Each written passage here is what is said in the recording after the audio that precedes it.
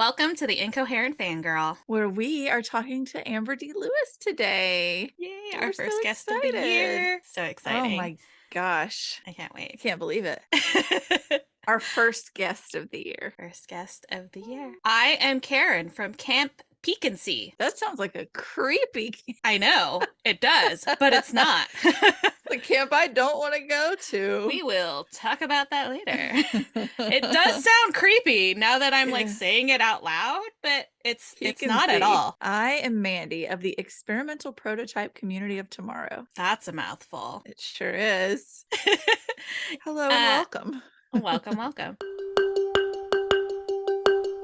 In our timeline, it is currently February 2nd, and in yours, it is February 10th. That's crazy. We're in February. That's weird. I don't understand how this happened. I don't either. Time makes no sense whatsoever. Time is a thief. My baby niece is about to be 4. But when you're hearing this, she's 4.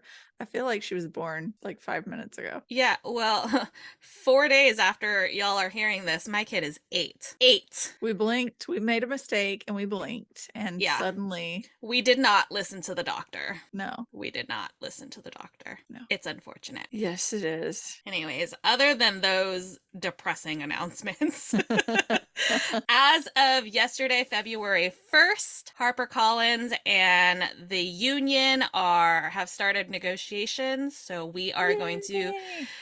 We're very excited about that. We're hoping that the union gets what they deserve because everybody deserves a fair wage. Yes, everyone deserves to be able to survive off of their job. Yeah, absolutely. That's exactly that's what it's. That's why you do it. Right. And so we will continue to keep y'all updated about this, as well as continue manifesting that HarperCollins gets their heads out of their asses and does the right thing. I did see that HarperCollins announced they were going to cut the workforce by 5%. I saw that too, which is like insane. Like, your workers are on strike, you do not look good, and you're gonna announce that? Like, this is the good idea you have? So gross. I feel like everybody who is a power player at HarperCollins needs to be fired at this point. Yeah, it's like they need to cut the head off of the beast and start over. Yeah, it's true. So we'll keep y'all updated. We hope that there will be good news for next week. Yes. But in the meantime, we will go into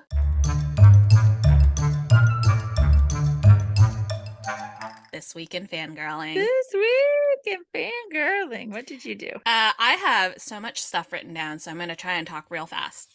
So last week I went to 2 author events. The first one was for Vivian Chang and Eugenia Yo, who are an author-illustrator duo who wrote the picture book This Is Not My Home, which is like a reverse immigration story where the little girl gets moved back to Taiwan with her family and doesn't feel like she fits in. These two are like the cutest little like bestie duo. Like, I was like, we could be doing this. Like, they give off the same energy. I love. Vivian is very like outgoing, extroverted, talkative, and Eugenia is like more soft-spoken and introverted, and they just worked off each other really well. They were so cute. They met in college. Vivian's actually in her senior year of college and took time off of school to come do the event. Oh, like, no. So I think it was just for like that weekend, but I was just like, oh, that's so cute. Yeah. Like, so yeah, it was very fun. My daughter had a good time. And I always love going to Linen Tree events. It's always a good time. And then after that, we drove into the city to go to an author event for Kyla Zhao's debut, The Fraud Squad. She was in conversation with Ava Reed. Kyla, for being so young, is so well-spoken. She, like, is very impressive. I think I mentioned it last week. She had her first byline in a magazine when she was, like, 16, and she just graduated from Stanford, so she's real young, and she's incredibly soft-spoken. Not soft-spoken, well-spoken, and I see great things coming from her. She's very cool. And Ava Reed is so fucking beautiful. Like, she walked out and I was just like angels started singing. Like, she is so beautiful. I heard somebody was talking to her after, and I like overheard, they're like, you look like an Instagram filter. It's like, that is like, she's so stunning. So yeah.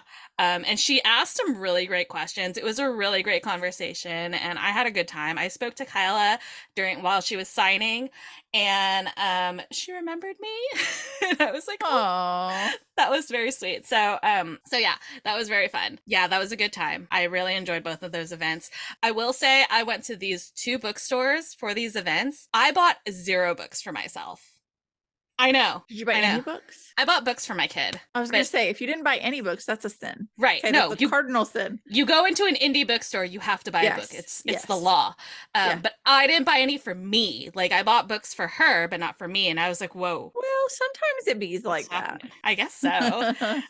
So that's what I did this past week. In terms of reading, I read The Fraud Squad by Kyla Zhao. Premise is like this poor girl pretends to be a socialite with the help of her rich friends.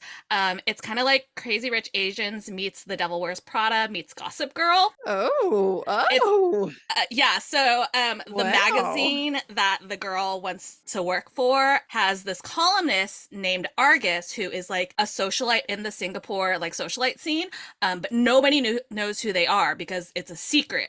And so that's the kind of like Gossip Girl side of it. Yeah. And I was kept guessing as to who it could be up until like the big climax scene. And then I was like, oh, like maybe within like one chapter of the reveal, I was like, I know who it is. And then it was revealed, and I was like, ah, I was right. But I she kept me knew who it guessing. was. She kept me guessing for most of it. It's not a romance, but there is like a romance subplot, and obviously chaos ensues because, you know, that's how these things happen. Right. But there's a really, really satisfying ending that I feel like is very feminist, at least in my opinion. So Yeah. I really enjoyed it, and it was really fun. And for being something that is written by somebody so young, and this was like her first like foray into like writing, like I thought it was really well done, so I highly recommend it. I finished reading Behind the Scenes by Corelia Stutz Waters. Like I said last week, it's about an indie filmmaker who's getting a second chance to break back into Hollywood with the help of a business consultant slash secret ASMR artist. Oh, yeah. It's like super low stakes. It's a sapphic rom-com. They're very cute together. I wrote down they're idiots, but I love them. Like, you Those know, are the best books. yes, I love them. And it was a good time. It's like I wasn't stressed out reading it. It's very rom-com-y in the way where you're just like enjoying yourself the whole time. So that was fun. I read Needs S'more Time, s'more like a s'more, because they are at a Camp Peek and See. It's about a burnt out teacher who is trying to figure out what she wants to do with her life after the pandemic, because this is set post pandemic. And she's trying to, her kids are at this camp and she's there for the week, and she's trying to figure out like, does she want to keep teaching? Does she want to do something else? What's she going to do with her life? While there's this like super hot camp director that she's just like, oh. So, you know, She wants to get a peek and see. That's one way of putting it. Tell me you would let your kid go to Camp Peek and See. It's a choice. It's a choice. Wow. That's a name. I do want to say it. I felt like it was a really good representation, or like a good example of what teachers went through during the pandemic. I don't think we talk about it enough, and it was nice to be able to see like that on the page represented, because I'm sure many teachers can relate to how our main character feels. It was like, it's a tough time, and the burnout is real, and I loved being able to see that represented on the page, so I recommend it. It's written by Nellie Wilson, who that's a pen name because she is a teacher and she doesn't want her students to be able to read her romance novels. Yeah. That's smart. So I know, I never would have thought of that. So no. And then I read that because that's her first book. I have an arc for her second book, which just came out on the 31st. It's called Curated, and it is about this like grumpy, anxious historian who has to meet, who meets this like super sunshine, energetic paleontologist, and they are opposites in so many ways, and they have to like merge their two museums together because they're on like a school campus, and hers is history, his is science, and she's just like, God damn it, what are you doing here? I hate this. You're the worst. And he's like, let's all be friends. And What's wrong with me? So they're so funny. Nellie calls them her like little idiot nerds, and I absolutely agree because they're both just such idiots, but they're such big nerds, and I loved it so much. And I will say, last week you talked about how in Rival Most Vile, there was like really good rep on anxiety and depression. This book also, the historian who's Emmy, her name's Emmy, she has been diagnosed with generalized anxiety disorder, and it is I want to say it's like a pretty big plot point in the book. Like it's very, you can see like how anxiety is for somebody who's living with it, and I feel like it's a very good representation of it. And not only do we see like how her anxiety brain works, but we also see like side effects of taking SSRIs, because that is something that also is not talked about. Yeah. And that's, so I thought that was really cool after like listening to you talk about all of the rep on that last week, and then I get this week. I was like, oh, they work together really well. It's really nice to read that too. Like you don't see that enough, where it's treated like with respect, but also like so relatable at the same time. It is. Like there were so many times where like she's having not like an anxiety attack, but like her anxiety brain, like her brain is lying to her, and to be able to like see that on the page, be like, oh my God, it's not just me. Like my brain is not the only one that works like that. So it's so cool to be able to do that. And I think she does it really well. And then I have to double check. I don't remember if this is a HarperCollins book. I don't think it is. Music. I don't think it is, because I wouldn't have written it down. I did read one HarperCollins book this week, and I'm really upset that I can't talk about it because it was really good. And the irony is that I read it because it's a banned book, and now I am banned from talking about it. So God damn it, HarperCollins. It's been too long. It's been so long. So anyways, so I read, this was the last book I read in January. It's called Sky in the Deep by Adrienne Young. It was her debut novel. And a girl finds out that her dead brother is actually not dead, but he's living with the enemy. And then she gets distracted when she sees him, and then gets kidnapped by the enemy. And then she has to like live in their camp, and there's like a romance subplot, which I feel like some people might be like, Stockholm syndrome. And I'm like, no, I think it's really just she's starting to see these people as people instead of like, they're our enemies, we hate them no matter what kind of thing. Right. Anti-hero. Yeah. And if you flip it on, like we said with like Black Panther, you flip it the other side, like her enemies think she's the bad guy. They're the bad guy. So so I really liked it. I feel like it was a very strong debut. This is the first book I've read of Adrienne Young's, and I really enjoyed it. There is one scene that is very, very bloody, so I do not recommend it if you are squeamish. I listened to it and I was like, gotta make sure Mandy doesn't read this one. I can't do it. I get like very woozy very easily. And like I'm not really a squeamish person. Like I watch Grey's Anatomy. I have no problem with blood and guts and all of that. Like I watch Game of Thrones and all of that. But this was definitely like, it was very bloody, and I was like, that's happening. Okay. Yeah. I was like cringing as I was listening to it. So don't read it. Just know that it was getting closer and closer to Fable. I keep wanting to read Fable, but I have other stuff. But like I'm getting closer and closer because I want to read Saint with his. I've got him hidden right now, but because he does not look like a pretty face right now, but he does look a very pretty face. He is pretty. Yeah. No, I start my workshop with Adrienne on Monday the 6th, and so I was like, and in like the welcoming things, they're like, there may be spoilers for Adrienne's book because she's going to talk about like her writing process and things like that. So I'm like, okay, let me make sure I like read these. So that's what I'm working through right now. I'm going in order because I'm neurotic that way. So I'm like, I'll read the first one and then I'll just go in publication date order. So I will be getting to that soon. So That's what I read. What I watched this week, this is the last thing I have written down, I promise. Um, Oscar nominations are out, so I am working my way through the Oscar noms list. So unfortunately for Beth, that means that I am incorporating my choices into Oh movie night. no, poor Beth. So technically, she started it because she chose not this past week, but the week before to watch Everything Everywhere All at Once. And I don't care that it was before Oscar nominations came out. We knew it was going to be nominated, so it counts. Yeah. So this week, for my choice, I gave her an option. She chose The Banshees of Inisherin, which stars Colin Farrell, and it was nominated for Best Picture, Best Supporting Actor and Actress, Best Director, Best Lead Actor, Original Screenplay, Original Score, and Film Editing. So it's up there. All the things. Almost all the things, yes. So the premise sounds haunting. The premise is there's a guy who decides that he's basically just done being friends with his best friend of like however many years. And just like one day just wakes up and is like, I'm done. We're not friends anymore. And his friend is like, what? And everybody is like, what? Because they always do everything together. So they're like, what's going on? And just decided not gonna be friends.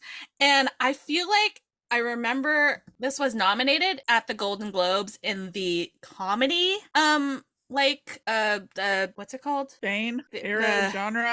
I was like, it was nominated for like best comedy, best movie as a comedy or whatever, something like that. And it's not a comedy. I don't know, like there are funny parts to it, but like I would not classify this movie as a comedy. I don't know why anybody would classify this movie as a comedy, but I don't know. And it was good up until like a certain point where something happened, and then it was just like, what the fuck is happening? What am I watching here? But like not in like a like Everything Everywhere All at Once where it's like, oh, just crazy shit is happening. Yeah. It was like, why are you making decisions like that kind of thing? Right. What are you doing? Like, so this guy decides that he's just not going to be friends with his best friend anymore.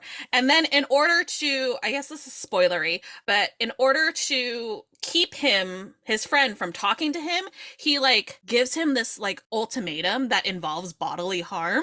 And it's just, and like follows through with it. And it's like, whoa, that's like a really intense for just not wanting somebody to talk to you. Right. It's like it's really bizarre. Beth and I felt the same way. We're like, what the fuck did we just watch? So yeah, definitely don't watch it if you're squeamish about blood again. No, yeah, I won't. Don't worry. And then I do want to, I feel like this needs a trigger warning because I needed this as a warning. There is death of a tiny donkey that was very sweet and did nothing to hurt anybody. No, and I don't like it. Very, very upset by this. I will say though, they made it a point to make sure no harm came to the dog. So, well, yeah. Victoria Aveyard posted a TikTok the other day where someone was like, I don't remember what made them bring it up, but they were like, I'm always nervous when I see a dog. And she was like, I have had too much dog related trauma in my life. I think you said never.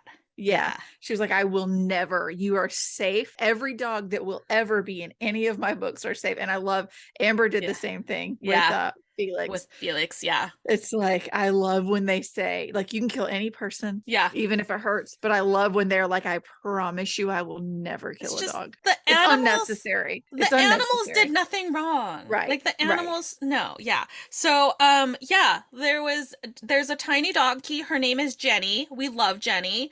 And we are very upset at Jenny's death, but the dog is okay. Jenny better get an Oscar. That's all I'm saying. I know, right? Supporting actress. Oh my God. So yeah, this is not a good start to my Oscar watch. I'm just going to say, like, no. I'm not feeling it. I personally, and I am not a member of the Academy. I don't know how they judge this. I am clearly not a film critic. I don't think that this was a Best Picture nominee, in my opinion. I would not have nominated it for Best Picture. So feel like a lot of the nominations are money driven and well, handshakes and because a lot of it is that, and that's actually something that came up this past week, is when the Oscars are being voted on, like the nominations are being voted on, there each film has like their own campaign, like, and they like make sure that they get the film in front of as many critics as possible, that kind of thing, which is why you don't see a lot of indie films going, because they don't have as much money. And this is kind of an aside, but I think her name is Andrea Riseborough, was nominated for Best Actress for To Leslie, which was an indie film that it was like a really like low budget indie film, but she was nominated for Best Actress, and the Academy like investigated to see if there was anything like untowards on their like of their campaign. Weird. Yeah, because apparently the Academy doesn't think that small budget indie films deserve any kind of nominations on such a grand scale. Like, the Best Actress, that's kind of shitty. Yeah, the Best Actress category is there's a lot of conversation about it this year, because one of that, but two, Michelle Yeoh's like the only person of color, when you had like Viola Davis for The Woman King, who I didn't watch the movie, I meant to, I just haven't had the chance, but who gave a stunning performance. Watched it and said they cried. It's Viola Davis. I expect perfection. And there was somebody else whose first name I can't remember. I think last name is like Detweiler. I forget which film, and I apologize to this actress, but everybody's saying that she should have gotten a nomination as well. A lot of people are saying Ana de Armas shouldn't really have gotten a nomination. So the Best Actress category is kind of cuckoo right now. But anyways, back to Banshees. I don't think I would have nominated it for Best Picture.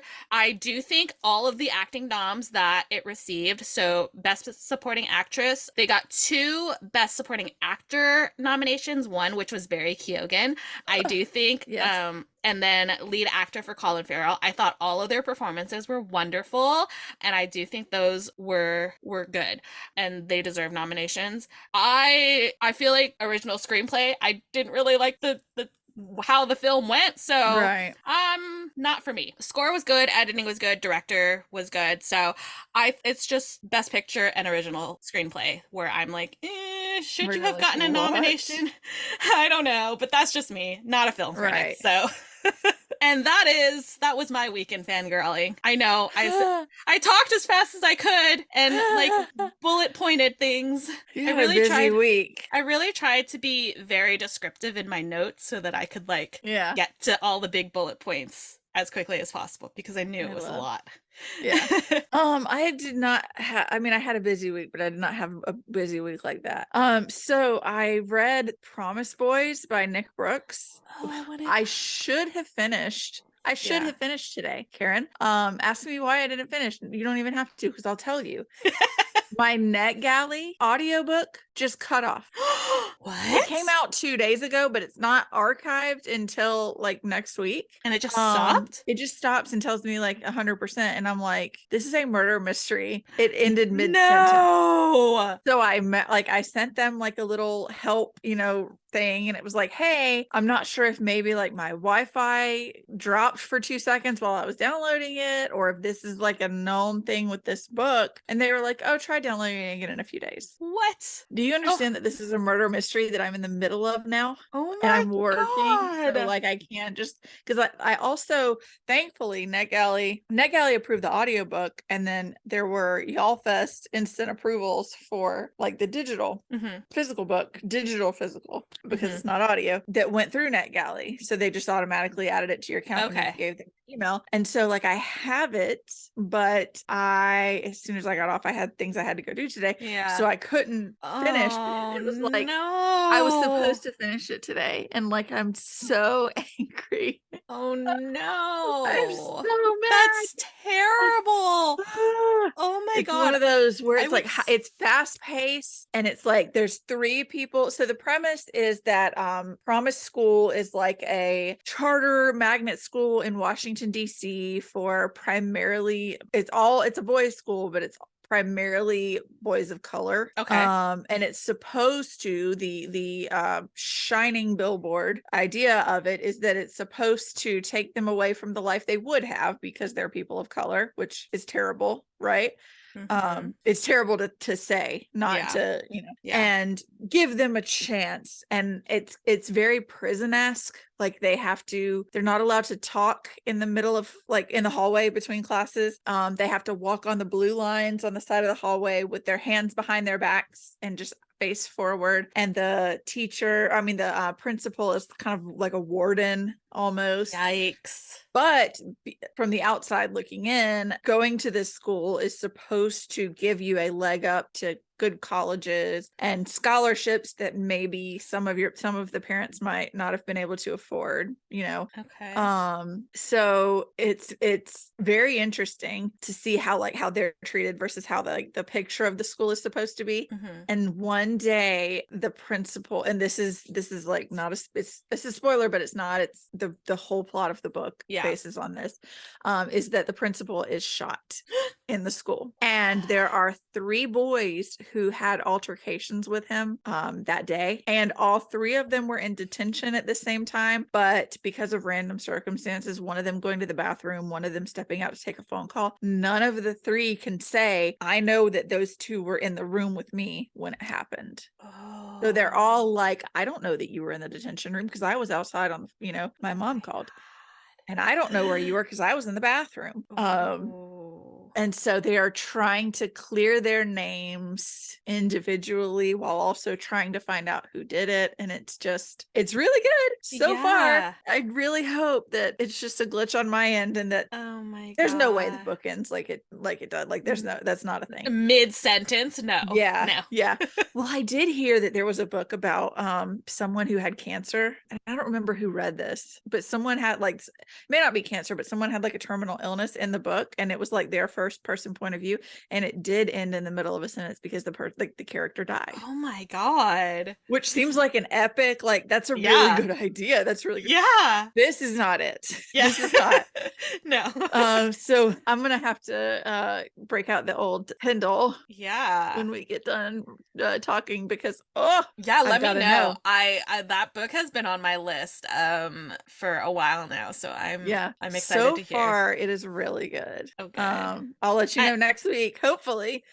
Super good. Oh my God. And then I caught up on The Crown. So right now we have Dodi Fayed, I don't remember how they pronounce it now, who is her, like, Diana's boyfriend. Like, he dies in the car with her in the car accident. He is engaged to a swimwear model in Los Angeles, and Charles is wanting to host Camilla a 50th birthday party, and Diana wants to leave the country. So Dodi's father has like kind of become a friend of hers, and he's like, come to Saint-Tropez with me and my wife. You can bring the boys. And it was interesting to hear that because Harry talks about that trip in Spare, where he meets Dodi, and Dodi walks up and he's like, I'm your mom's friend. So I Googled it, and apparently he was with a swimwear model in LA. And he left her for Diana. And that's like where it ends, is they're getting on this boat to go to Saint-Tropez. Interesting. And there's one more season, which is probably going to end with the car accident. Yeah. If I had to guess. Boy. But it was very good. So I'm very excited to have been able to catch up on that. Caught up. Awesome. I don't ever watch TV, but I did this time. So this week I went to Disney World with my mom, 2 13-year-olds, and a 3-year-old. The 3-year-old is 4 by the time you're hearing this, but at the time that she was in Disney, she was 3. She did surprisingly good in the car. I was surprised. Granted, we stopped a lot. She's very curious and very smart and very strong-willed. So she was a little bit of a challenge in the parks because like she would just rocket out of her stroller. Oh no. She was like, I'm going for it. So when we got into town, we left on Saturday and we went to Disney Springs. We just kind of shopped a little bit. She picked out a little prize, and we went to Raglan Road, which is the Irish restaurant, for dinner. And they sat us like right like our table was touching the stage because they do like live music and dances and stuff. She had so much fun with that. Like it was two guys and they were playing like traditional Irish folk songs, and then one of them brought out like a it wasn't a flute technically. I don't really know what the instrument was called, but she had like a straw and she was pretending that she was him doing what he was doing. And then right before we left, out came the dancers, and they were doing like traditional, like almost like river dance type Oh my hap. God. And I don't know, it was so cool, and she was just like mesmerized by it. And then the next day we went to Epcot, which is where I'm from this week, the experimental prototype community of tomorrow. We walk in, I take her to the potty. The twins kind of sit waiting for me, and my mom gets a stroller. We come out and Goofy is there, and when I tell you that I thought her brain was going to explode, because she's been to Disney, but it's been over a year, so she kind of She was little. she was little. So like she met some of the characters and saw them at parades and stuff, but it wasn't like this. So at first she was so excited, and she just like kept just like her mouth is just in the floor, and she's just like, I can't believe Goofy is right here. He's gonna talk to me. And I was like, are you gonna hug Goofy? No, I'm gonna give him a high five.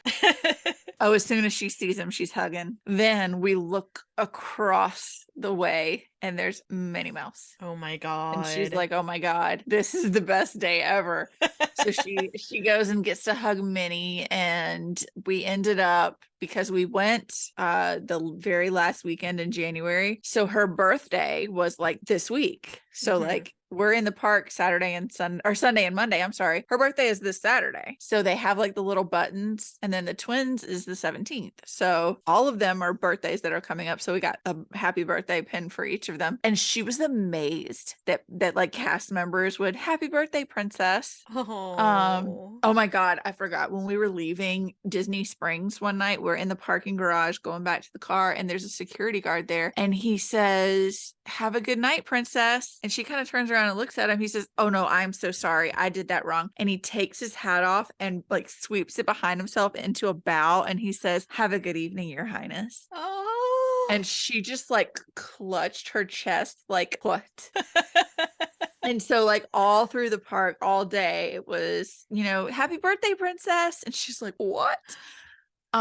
We are walking by and we see no, it wasn't Belle. We saw Belle. We happened to just randomly, we were like standing waiting for my mom to get us get a drink, and a cast member comes up and she says, are you guys in line to see Belle? Well, we are now. Yeah. Oh my gosh, this was the cutest thing though. She picked we got onto her because they're not for this purpose, but it was after the fact. She picked 2 flowers and she gave them to me and my mom. So I had stuffed mine like in my pocket because I wasn't just gonna like throw it. I was gonna keep it. Right. Well, she sees a bunch of kids ahead of her with autograph books, and they're handing them to Belle, and she looks up at me like frantic, and she's like, Mimi, me not have anything to give Belle. And she's like, you could see she was genuinely worried about it. So I was like, what if we give her the flower that you picked for Mimi? I have it right. And it was crushed, poor thing. But so she just walks up to Belle when it's her turn and just hands her the flower. And of course Belle makes like a big production out of it.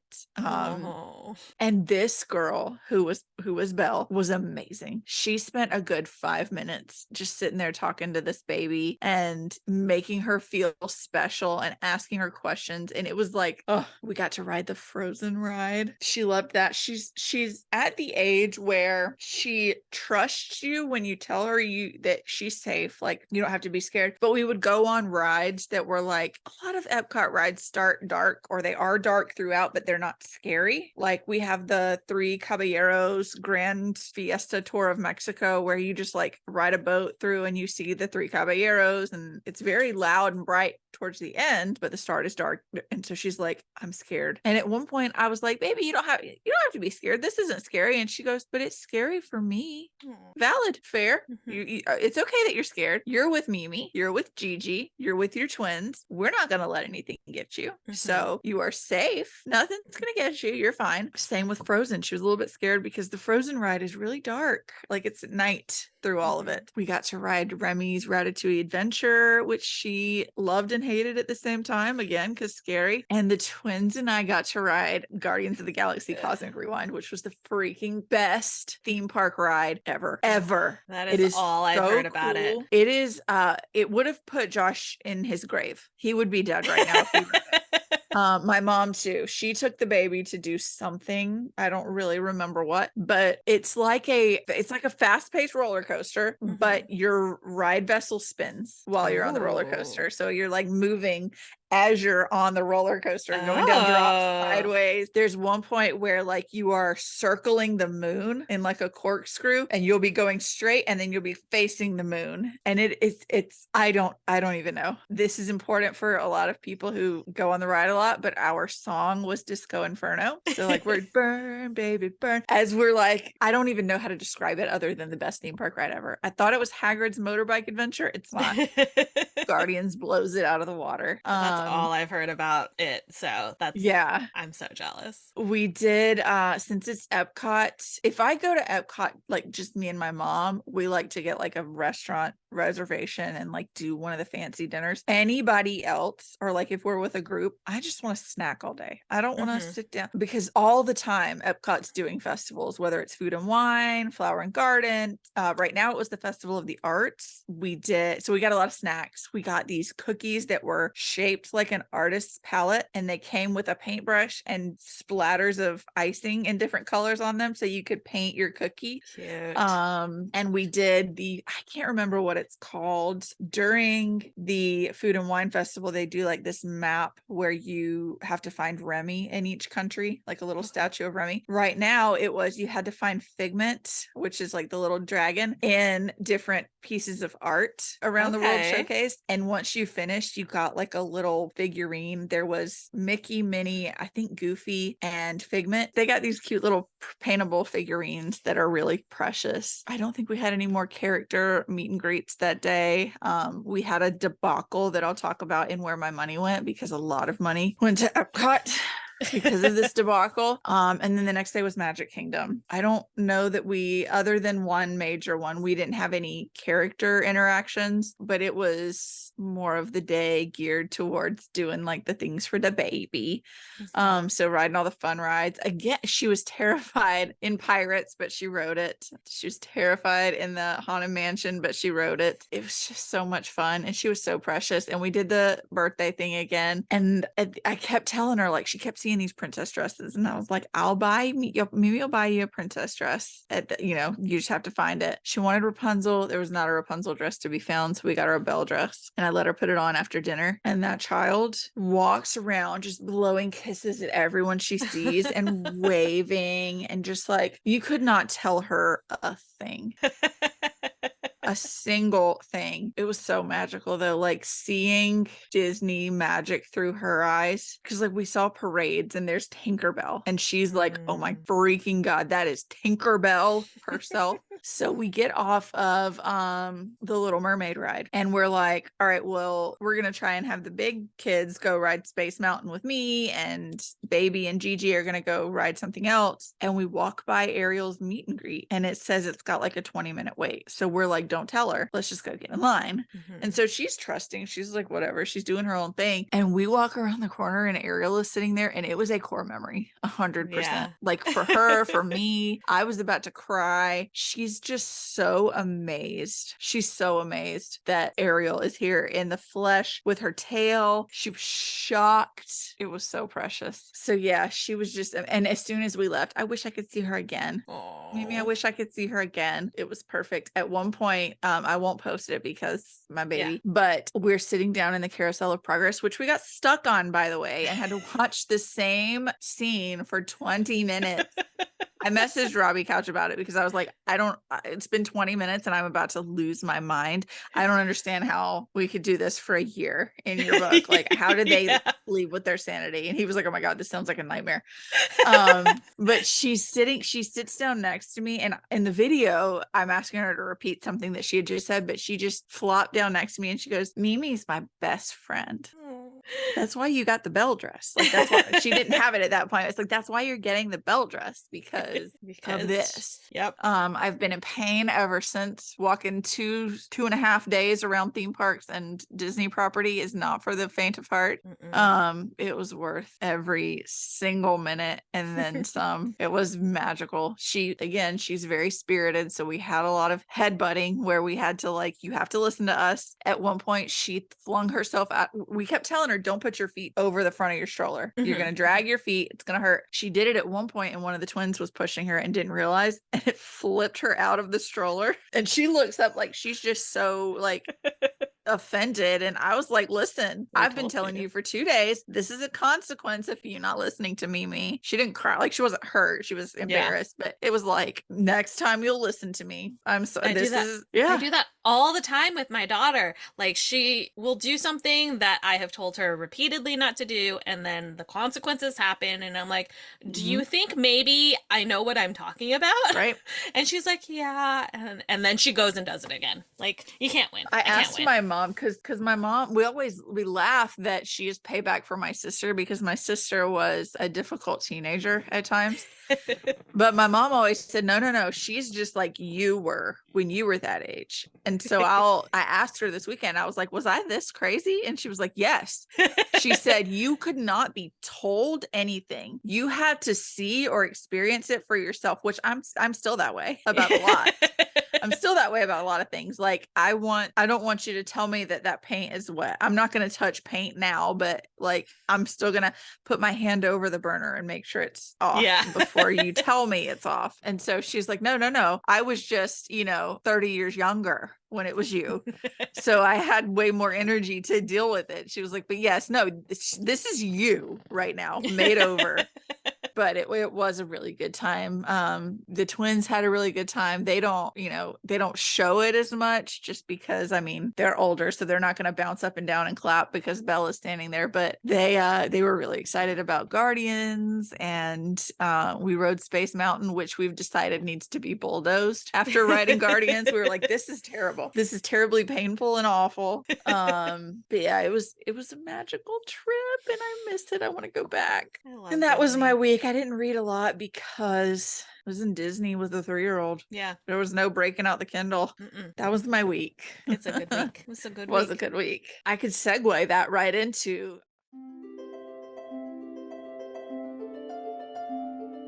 fictional boyfriend. Okay. Because I've been to Disney World and I saw Flynn Rider quite a few times on stage, in parades. So Flynn Rider. So my original Disney boyfriend was Aladdin when I was her age, or maybe, a year or two older than her. It's fair. But then Flynn Rider came along and I was like, oh, okay. I have one more book boyfriend, I think. Okay. From Promise Boys. I'm really digging JB, but I don't want him to be the murderer. I don't know. I don't trust anybody, but I really like JB. I don't know. Knowing you, wouldn't you like him more if he was the murderer? Fair. And this principal seems like a real douche. Not saying that he needed to be killed over it, but I'm thinking that it's not any of the three of them. I'm leaning towards either he killed himself, or one of like this, there's like a donor who donates a lot of money to the school, but it's like a white savior complex kind of guy. It sounds like, so he donates a lot of money, but like wants his name on the gymnasium. So I'm wondering if it's not him, but I don't know because the book cut off. So oh, that's so annoying. Who's your fictional boyfriend, girlfriend, they friend this week? I have two. The first one is Dominic from the Banshees of Inisherin. That is Barry Keoghan's character. He was a complete buffoon, like just an idiot. But he was so adorable. Such a cute idiot. But he was like a cute idiot. He was literally just like fumbling around, just this complete buffoon who is like, how are you functioning at life? Yeah. How do you live? But it's Barry Keoghan, so he was adorable. Yeah, he's adorable while he does it. Yeah. So yes, I loved him. And then my second one it's from Curated by Nellie Wilson, and I texted you about this because it's the male main character who has the same fucking name as my female main character in my book. That is so weird. I was reading it and I literally stopped what I was doing first to text you and second to message Nellie on Instagram. I'm like, how? I just want you to know that when my book comes out, I did not steal your character I name. promise. I promise. I super promise. But his name is Ryan Anderson. He is the paleontologist. He's the curator of the science museum that has to like merge with Emmy's museum. And he is like so sweet. You talked about it last week and you said like Eli is like he'll take care of you like when your brain is lying to you. Like Ryan's the exact same way with Emmy. I love that. And it's just like he was so sweet. He was so patient, even when she was like being a complete bitch to him. Like he was just like, I don't know what I'm doing wrong. I'll try harder to like make her like me, like so that we can work together. Like not once did he ever was like, man, she's a bitch. I'm done. Like I'm not dealing and Wyatt with it. energy. Yeah, like he does was everything. Does the most all the time. He was the sweetest. So yes, I love him, and I'm like a baby angel. I still can't wrap my head around the fact. Oh, it gets better. So my main character, my female protagonist is Ryan Amanda Anderson. Ryan Anderson, and yes, it's literally after Mandy because my main character. I didn't even realize it when I was writing it out. I know, you were like, I literally wrote out like physical descriptor of my main character. And then I went, wait a second. I texted Mandy and I was like, hey, how tall are you? And I was like, I just made you the main character in my book. So I had to give her the middle name Amanda. But I was reading and there's a part I forget. Oh, his middle name's Carl. And I was like, well, at least our main characters don't have like the same middle name. She's like, you mean her middle name's not Carl? I was like, no, it's actually Amanda. And she's like, his sister's name is Amanda. I was like, what is happening? What? It was so funny. We were just like talking. I was like, I promise this is a complete coincidence. I can send you a photo of a page. I promise. I promise you, I wrote this out December of like 2021. Yeah. And like it's on page. I have it written down in a notebook. Like I promise I didn't take your character's name. Steal your name. But like it's just it was such a crazy coincidence. And I was like, that is so funny. I don't know how to process this. And I loved the fact that he was just like, he was perfect. A lovely man. So those are my fictional boyfriends this week. Love. Where did your money go this week, Mandy? Oh my God. Let me tell you about the monorail saga. Oh dear. So there's a saga. There's a saga. Okay. So we go to Creations in Epcot pretty early on in the day to get the baby a water bottle because our Disney does like randomly you can find bottled drinks. More often you're going to get like a paper cup and a paper straw but no lid, which is not very cohesive for a 3-year-old. No. So we were like, let's just go get a water bottle. We'll wash it in the bathroom and she can use it. When we go in there, she sees a little remote controlled monorail and it's just like the front of the monorail and then a little remote control that you can drive it around. And it was like $25. And so, which wasn't like, I was going to spend that on her at some point. So I was like, yeah, but I did not want to buy the toy early in the day, knowing we're going to Frozen, you know, we're going to be walking all through here. There's princess dresses in France. Like, so I told her, if you want this at the end of the night, we'll come back for it, but we're going to look at other stores and make sure this is what you want. So she says, okay. So we go through and she picked up at one point, there was like a little storybook toy scape that folded out into a scene and it had Belle and a bunch of little figurines in it. And I would say, do you want this or the monorail toy? And she thought it was a boat, I think, for the bathtub because she's 3. I want the boat toy. Okay. Then we see other stuff. Well, no, I want the boat toy. We get back to Creations that night at like 9 o'clock. Oh, it's gone. There was shelves of them and they're gone. And Oh she has been so no. good about not throwing fits when I said no to other things and picking this. And so I'm like, oh my God. And so like she's like, well, she was so optimistic and she was being so precious. So she was like, well, Mimi, it was here. Mimi, let's walk around. And so she's got me by the hand and she's just like on the hunt. And this is a big store. We do God, so many circuits that my mom and the twins go to sit outside and they're like, our feet are, everything's hurting. We're all tired, overstimulated at this point. But she's like so adamant. So I ask one cast member and they're like, no, I don't know even what that is. And so I asked another one in the area that it was in, and she was like, I don't know. She was like, try the Test Track store across the way. So we go over there. Oh, they have a monorail. The 50th anniversary track with the actual monorail and all of the above. Oh no. Okay, I should go back. She did decide at one point that she would rather have a bell dress than anything while we're in Epcot.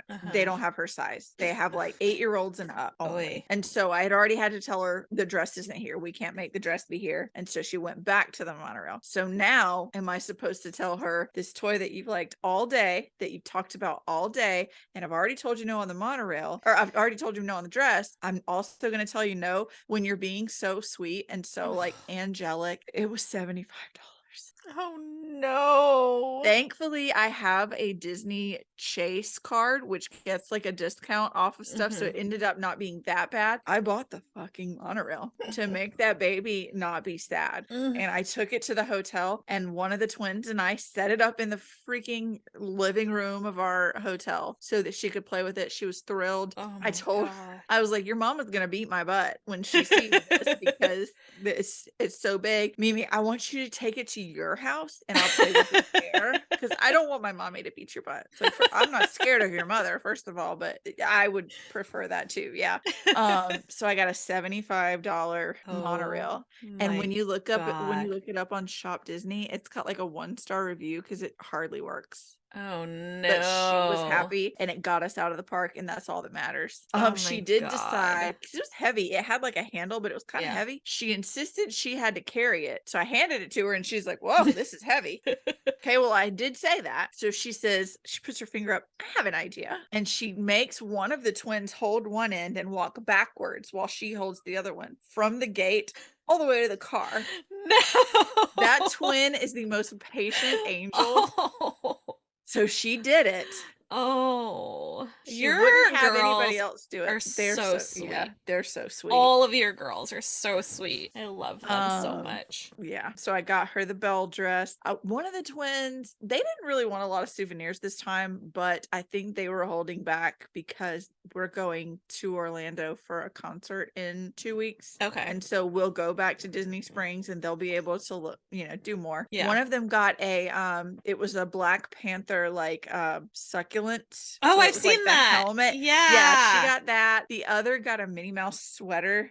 And then one of the original twin with the succulent also got a pair of like Winnie the Pooh sweatpants. So the water bottle, the monorail, the bell dress, and there was like a little Ariel toy that we got the baby at Disney Springs. Now for myself, I got Josh the Disney 50th Haunted Mansion Funko. It's across the room, so I can't show you. But it's Mickey in the Doom Buggy. I think I've seen that. Yeah. It's cute. I didn't really look at it too much. I just knew it was there. And when I saw it in the store, I grabbed it. We called him that night and the baby was like, we got you a toy and it's got Mickey and him's wearing a baseball hat and he's holding a light. He really is. Like, I had no idea. But she was like so observant and she's explaining the toy to him, so he knew. That's so cute. It was very cute. And then I got we went to the Disney outlet and I got 2 Haunted Mansion dioramas and I got George Bailey a Spirit jersey. Did you end up getting that Tiki Loungefly that you were talking about? No, they didn't have it. Oh no. I was bummed, but I did get a Loungefly. I got the 50th Haunted Mansion that's the main attraction. Yeah, the Mickey main attraction. So I got that. And then the only other thing I got for me was I have the Disneyland 50th version of this. So I got my Disney World 50th Thomas Kincaid painting. I love. So they are up on my wall. Well, not right now, obviously, because I'm holding one, but they will be up on my wall side by side. But it's Main Street USA with the castle all done up for the 50th. It's so and pretty. firework. It is absolutely stunning. I love Thomas Kincaid. I do too. And I didn't realize it until the Festival of the Arts. They are now making like 8x10 wrapped canvases that are Ooh. not really expensive at all. I think I looked at it in person, but I didn't want to carry it around Epcot all day. I think my next one is Mulan because it is beautiful. My And then girl. probably Frozen. I really want them to do a Haunted Mansion. I feel like it would be really cool. But yeah, there's a Frozen one too. I love that. But yeah, I had to have this one because it's limited edition and I had the Disneyland one, so I needed to They have complete to the match. little, I Yeah, had to have the little matching. for sure. And yeah, other than like food and drinks and all of that stuff at Disney, that's where my money went this week. It was an expensive week, but it was so worth it because Mimi's my best friend. Wait till I show My you girl. everything that is sitting next to me. Show me, I'm ready. You're really not. I'm I ready. don't know how it happened. So I didn't buy this week, but I really wanted to show it to you. So it's my copy of The Fraud Squad that I got signed by Kyla, and she drew me an ice cream. Oh, that's Like, precious. it's so cute. She was like, people who can just casually draw like that. well, so she was like, I can do a cow or an ice cream. Those are the only two things I can draw. And I was like, okay, that's not ice so cream. bad. Like she had them prepared. Like she didn't just casually like decide I'm gonna draw this. No, cow or ice cream. Those are your only options. Yeah. And I was like, I'll take say I both. could never either. It's very cute. So I didn't buy it this week. I bought it last week, but I wanted to show y'all. Yeah. So, oh my god, I don't even know where to start. We don't have Toys R Us in the US anymore, but they do in Canada. And they have a Toys R Us exclusive Funko of Jeffrey, the giraffe, dressed in house colors. So, oh my gosh. So I only have the Ravenclaw one here to show you because I didn't want to pull out all four, but I do have all four. That's so cool. So he's in like little, wizarding robes with the scarf, and looks like he's going to Hogwarts. And I've got one for each of the houses, and giraffes are my favorite animal. So this was like an absolutely must. And my very dear friend in Canada was very nice enough to go grab them all for me. That's so cool. So yes, I'm very excited. So there's that. And then I'm not gonna pull it out, but I got my Once Upon a Book Club, I think it's January adult book, and it's got like gold on the edges. It's so pretty. Like I opened it and I was like, ugh. I love it. I got another one of the Funko Marvel comic cover Funko Pops, and it's Elektra as Daredevil. Ooh, like, look at her. She looks so cool. I love her. I don't know if I told you, and I feel like I might not have because Heather was with me at the time, so I like geeked out about it with her and probably just like forgot. But we went to Designer Con in November. It's like down in Anaheim, like right by Disney. And so while we were down there for Disney, I was like, let's go like one day. And we walked past this booth that had pins, and I saw like a niffler, and anybody who knows me knows I love nifflers. And then Heather was like, well, there's another one, and there were like a whole bunch. And so I looked at the girl and I was like, like in her eyes, I was like, I will take one of every single niffler you have. And she was like, ha, that's so funny. I was like, no, I'm serious. I'm serious. And she like, her eyes were like, oh. And so she was like frantically grabbing all the things. Yeah. But she recently did, the shop is called Kimchi Creative with a K. And she recently dropped a couple of like older designs that like a mini restock kind of thing. So I got a little sticker. It's a niffler holding the Ukraine flag. So it's I think this was a charity one where it's Stand for Ukraine. And then she does these little like Hobbit doors, which is another of her series. And she made some Lunar New Year ones. So this one's from the Year of the Tiger. This was last year, the Year of the Ox. The Year of the Rabbit has not arrived yet, so those haven't gone on sale, but I will be getting that. Speaking of, I got the Year of the Rabbit loungefly from my mom. She loved it. She thought it was so beautiful. I love that. That's so cute. She looked at it like 500 gorgeous. times, and so I was like, I'm just gonna buy that. It's so pretty. I know, when I was frantically texting you from Disney, like, do you have this? Do you have this? Do you have this? Literally, Heather went like the first or second day that Lunar New Year started at Disneyland and went through and just like, okay, what do you need? And I was like, I love you so much. That is awesome. And then, so I have more from Kimchi Creative. So we've got a little niffler with an egg. No. Little niffler with a pride flag. And then sweet baby. Little Hufflepuff niffler with the cup. She has the whole series of like Gryffindor, Slytherin, and Ravenclaw, but I found her too late, so she doesn't have those in stock anymore, which makes me sad. But this one is so cool. I'm gonna take it out of the bag. It's like jumbo, and it's the coolest ever. Look at that. The little nifflers with the lion thing for Lunar New Year. How cool is that? Amazing. Isn't that freaking amazing? Like, the second I saw that, I knew I had to have it. And it came in this cool envelope. Like, she had custom made envelopes made for this, like, how cool is that? I'm just like speechless. That's so cool. It's so cool, right? So now I'm gonna try and convince Joanna that she needs to make Lunar New Year stuff for me. Yeah.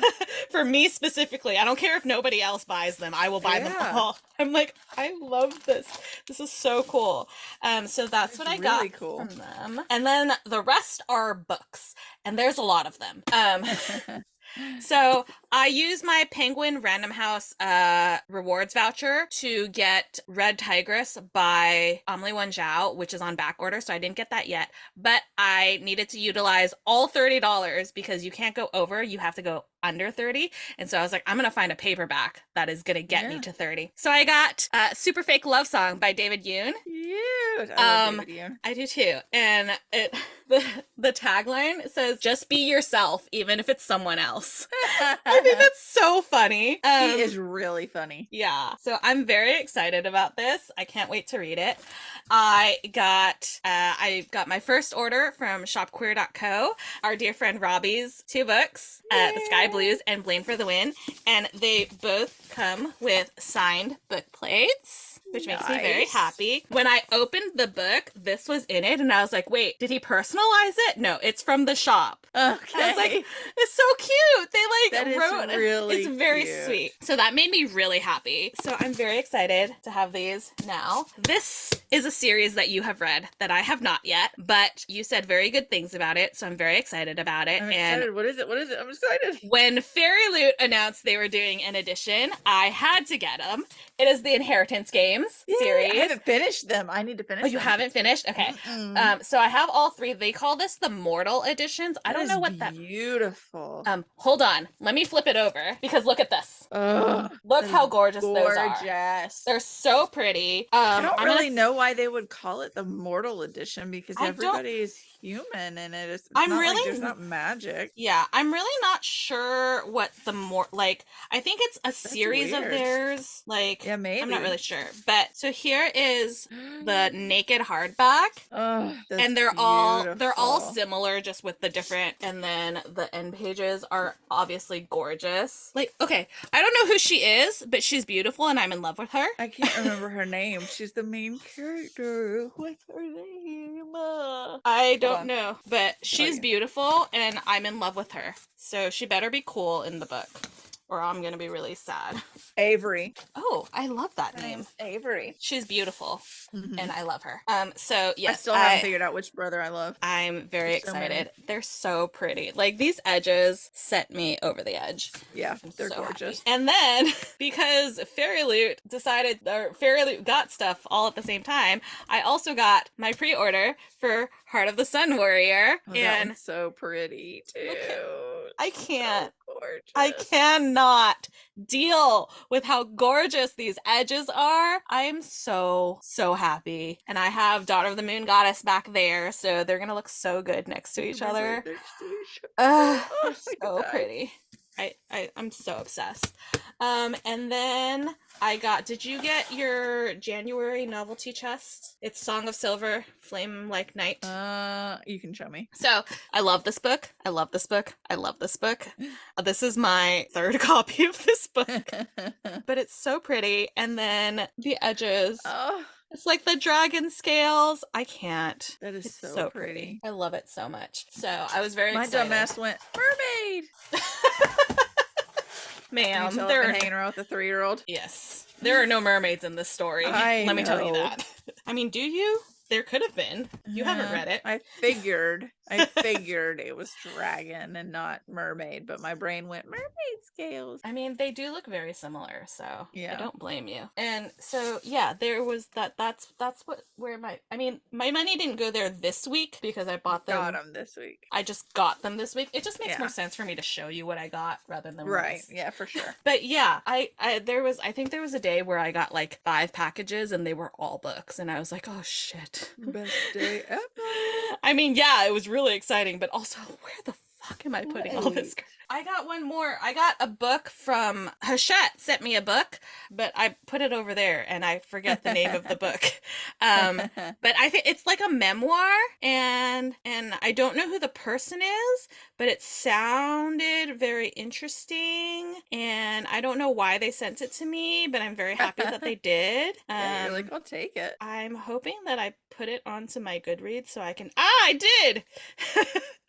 Okay, so it's called Sink. It's by Joseph Earl Thomas, and it is a wrenching and redemptive coming-of-age memoir about the difficulty of growing up in a hazardous home and the glory of finding salvation in geek culture. Huh. That's like the first line. And it sounds interesting. I also Googled him, but it didn't ring any bells for me. But not me either. Geek culture, I'm in. Yeah. Like, sounds like one of us, so I'll take it. I'm absolutely in. And that is where, well, not where my money went, but things I received this week. Yeah, things I got. That I previously went there at some point. Yes, my money did go there at some point, which is scary. Yeah. But yes. I feel that. Yay! I spent lots of money. I should tell you, I'm not going to show it because it'll probably be wrapped by the time we get. I went on eBay and found the monorail toy she wanted, and she's getting it for her birthday with her other stuff. So that is happening. Oh boy. Yeah, she's going to be so excited. Yeah, now she'll have one at her house and at your house. Yeah, now she'll have the one she wanted at her house, then she'll have the one she got and loved at my house, and it'll just be a whole thing. Mimi's a sucker. Mimi is a sucker. There's one thing on this earth I take seriously. It's being a good auntie. So that's it. Fair. That's a good thing to take seriously, though. Yeah. That's a good thing to take seriously.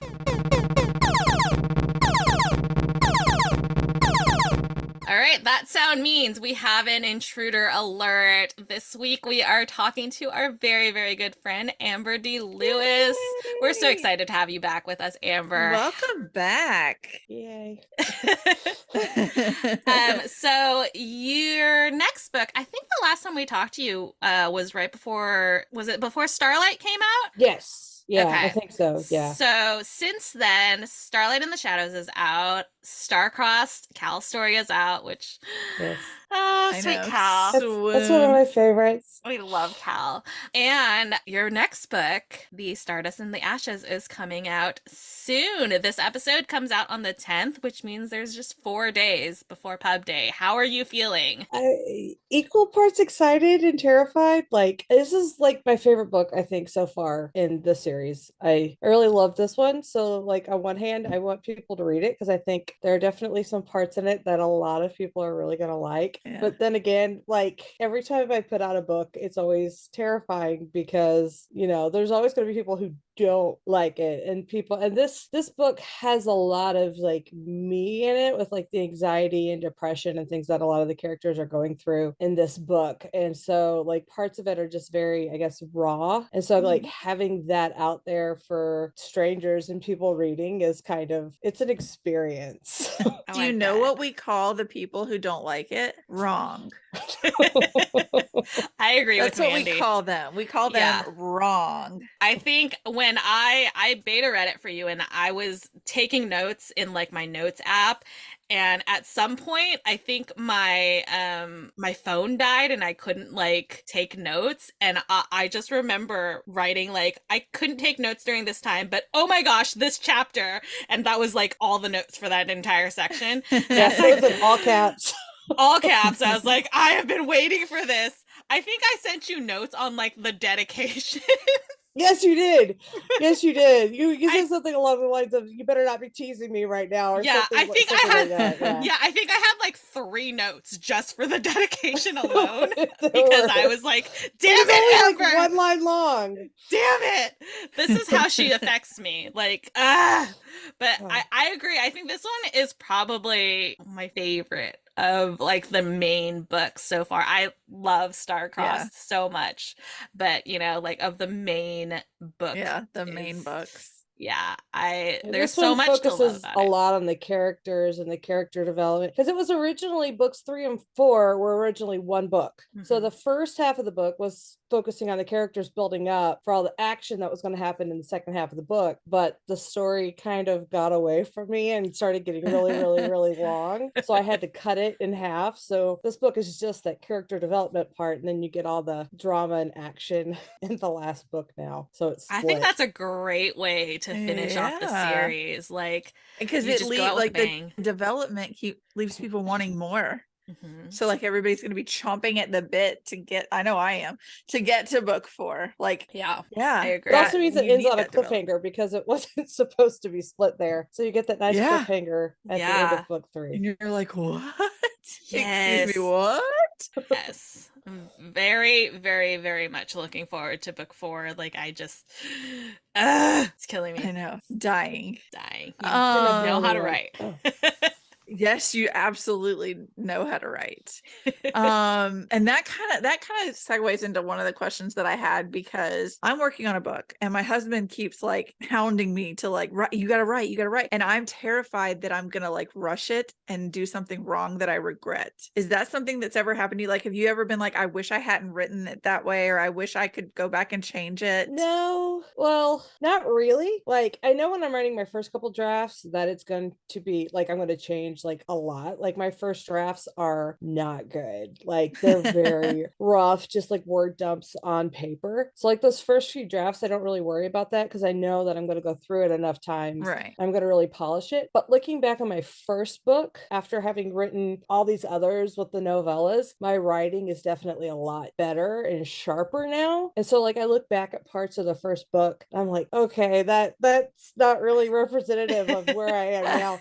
And I can see myself like doing a second edition, like not this year, but maybe like once all the books are out, like going back and kind of reworking parts of that first book where the writing just is a little bit rougher. But like Yeah. plot wise, I basically wrote the whole thing though at one go. Mhm. Like all 4 books and at least 2 of the novellas were basically almost all written before the first book came out. So like I already Nice. knew where everything was going, was able to go back and weave in like little details Right. Yeah. and things And I think that's like why that. so much of like the foreshadowing in your books feels so natural, because you already knew like Mhm. Right. what You was knew going to where you were happen. You going. knew, like, versus like, maybe I'm not quite sure what the end result of this is. So I really Well, and a like lot of that. the foreshadowing comes from me reading the book or writing the book and not knowing where it's going, and then reading back over parts I've written and been like, oh, that's good. I'm going to work that in later.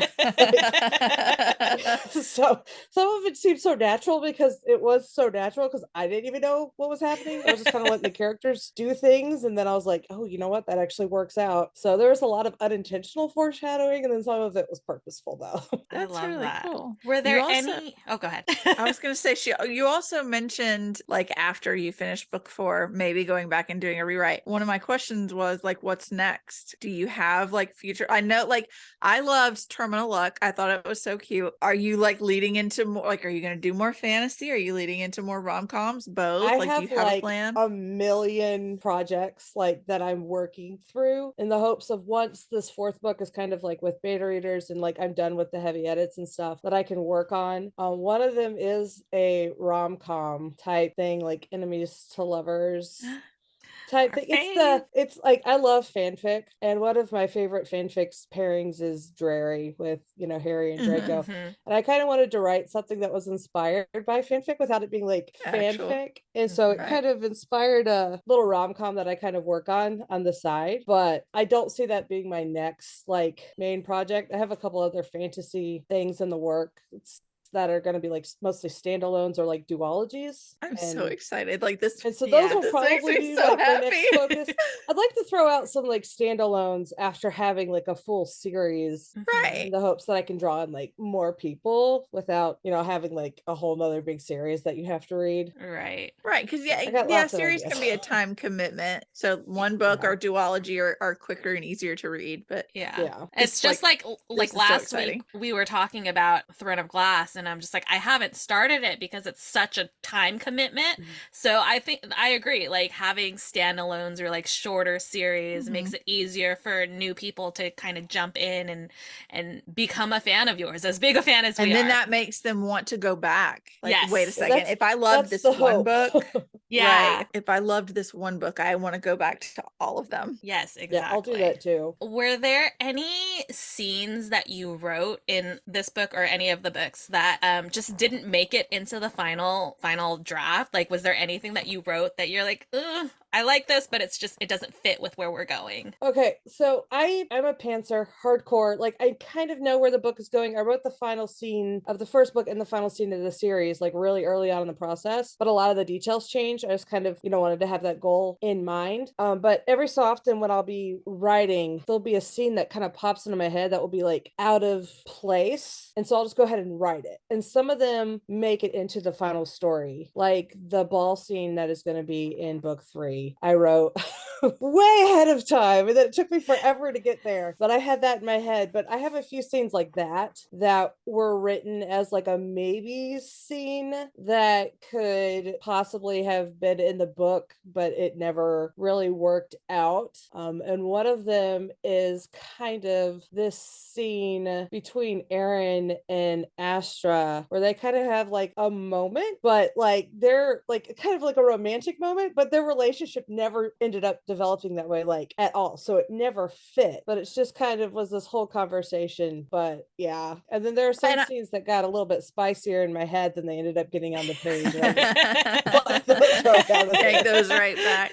Yoink. And see, some maybe not necessarily like deleted scenes, but you offer a lot of like extra scenes or different POVs on your Patreon. So Yes, I do. anybody who's listening loves Amber's books like we do, you need to go sub to her Patreon, because I read them like they're air. And Yeah, I'm I like have a lot of fun drowning. writing those, and I tend to send a lot of those to my beta readers as a thank you. Like when they finish a book, I'll send those to my beta readers, and then I edit them more and then put them on my Patreon once a month. But they're fun little stories to write. They are. Yeah. I don't want to like spoil any of them, but yeah, go sub to Amber's Patreon because you need them, and character art and all kinds of fun extras. I actually added up all the word counts for all the bonus stories that are on Patreon so far, and they're like longer than one of the novellas.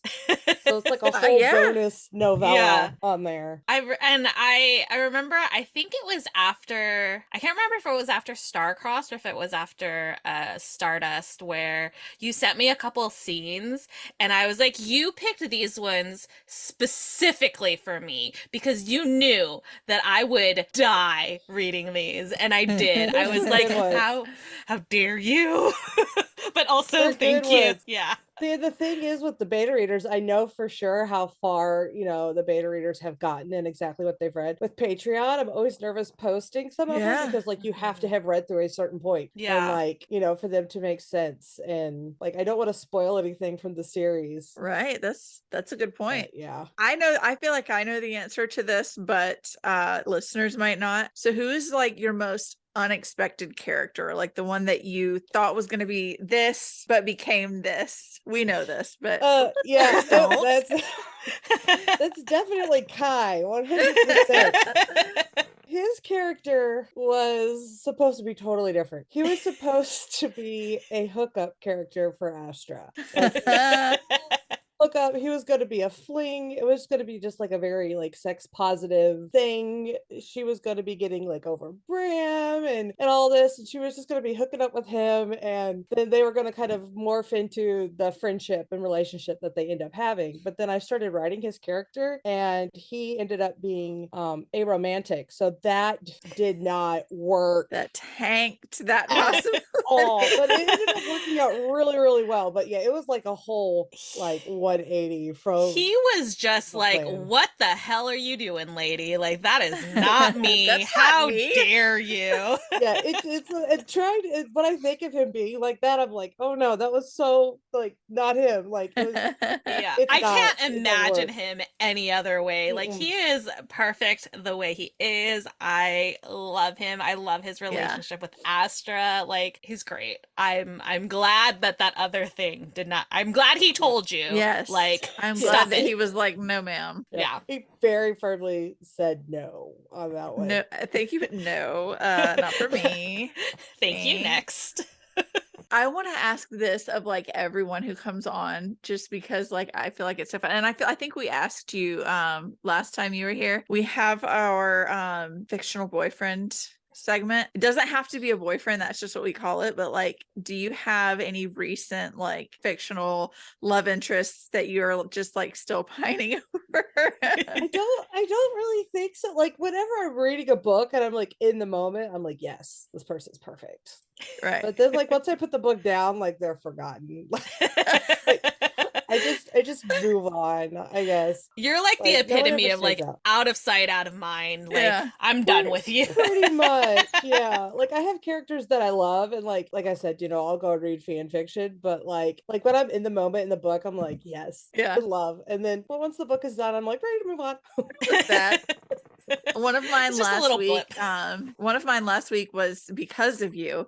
It was Eli from was it A Rivalry Most Vile. Yes. The golden retriever energy that I got off of him. I loved him. I so loved much. that book. Like so like I saw the author was doing arcs for that, and I like signed up immediately, and then I read it all like in one sitting. I did that night. too. Like I could not put it down. Oh, And I'm mine was so because of excited. your video. It sounded like the perfect, like, because it was kind of dreary here when I read it, so it was like the perfect like cozy up with a blanket and read this. Yeah. And that kind of segues into like, do you have any recent book recs that are not, you know, that like you can't, I know you said out of sight out of mind, but like that you can't, you know, get out of your over, or mind. you're just so excited about, or Arrival Most Vile was really good. I also finally read A Marvelous Light by Oh, that's been on Freya my list. Mark or something, but I have had it for forever. And then in the big Barnes and Noble sale after Christmas, I bought the second book in the series. So I was like, well, I should probably read, you know, the first one.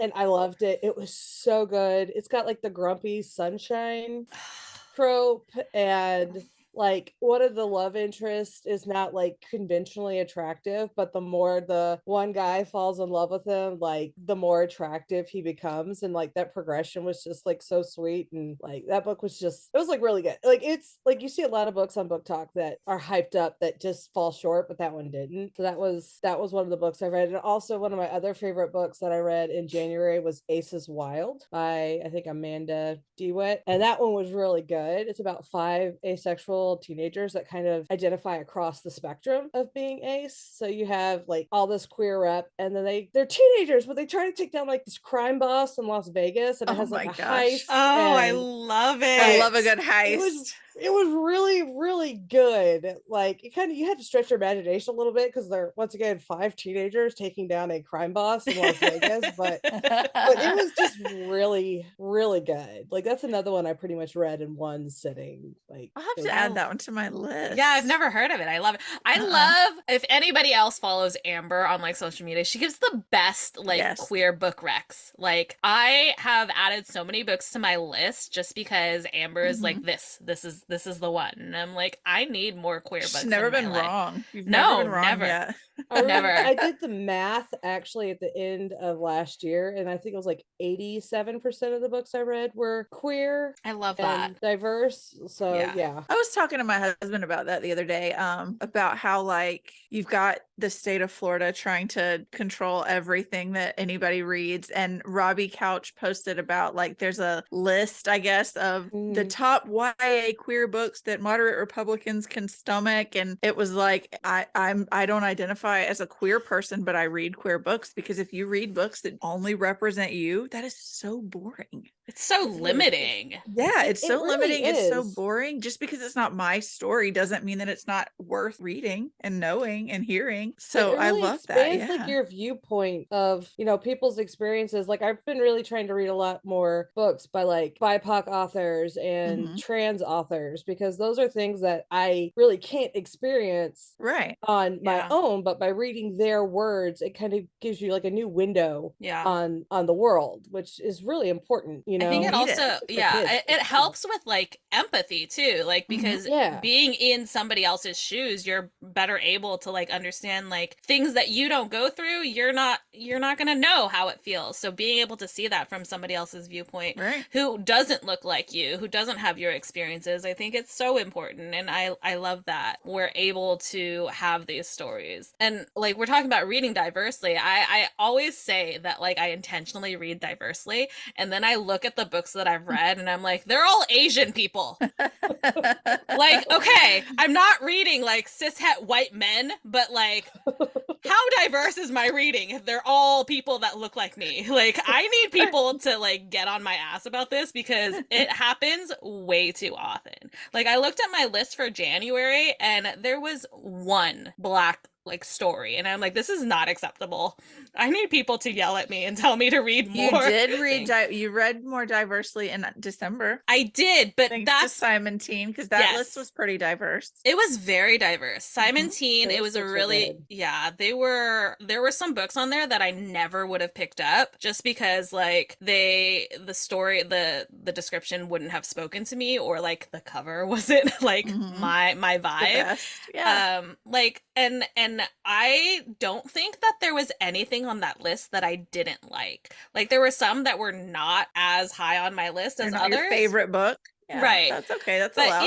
yeah, I definitely read very diversely in December because of Simon Teen. So thanks, shout out to Simon Teen. Yeah, don't But sell like, yourself short.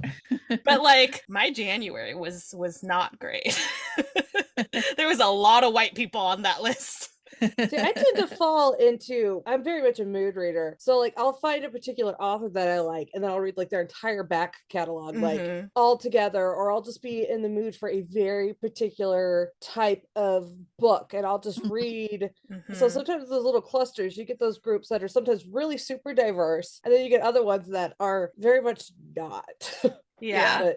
But I try to mix it up. And once I realize that I'm doing that, I'm like, okay, we're gonna very specifically go to, Yeah. you know, one of these massive books cases and find a book that, you know, fits the mood, but is also, you know, ticks a few more other Yeah. boxes. Mhm. For sure. Yeah, you recently like redid your whole library. It looks I love it freaking so awesome. much. It's so cool. Yes. I wish that I had space in my like house to do that. Oh, I'm I don't so have jealous. space. We just got rid of everything Just else and make shoved it. it into another room. So I am other so than jealous of people who have actual libraries. Like I have a shelf. This is my library, and then there's stuff that you can't see on the floor next to the shelf because I'm out of space.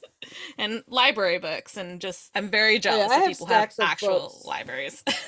Yeah, I have stacks of books everywhere, and they were spread all over the house. And we literally asked for like Home Depot gift cards for Christmas, because I was Mhm. like, all right, we are fixing up part of the house and we are making it into like a library It area. I'm looks still trying to so convince my good. husband to let me put a like bookshelf door on like the area that goes to like our game room, playroom. I'm like, The "This would be perfect." dream. That would be But he won't do amazing. it. I need to do that. I have like, so we have like a bonus room where my library is. And right now we have like a sliding barn door because it's just got an opening at the bottom of our stairs. But we could do like a bookshelf that swung out. Oh my god, it would But look it would really be good, like, Mandy. it would look really good, but it would be a task to try Yeah. to build. I do like the barn door though. It is cool. It's Yeah, very it's cute. easy to. I've I've seen Mandy's house. I've been in her house, so so I'm like, she just stalks you.